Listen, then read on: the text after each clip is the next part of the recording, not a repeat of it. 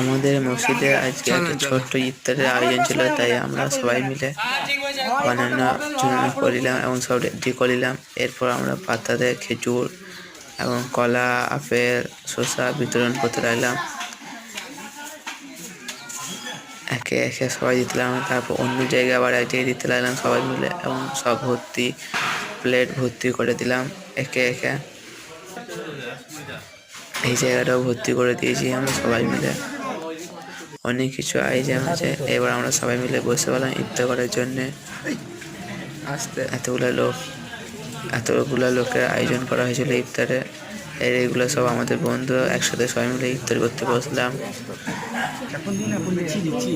এই ছিল সিঙ্গারা, ছিল কেক, ছিল কলা, ছিল আপেল, ছিল তরমুজ, ছিল খেজুর ছিল।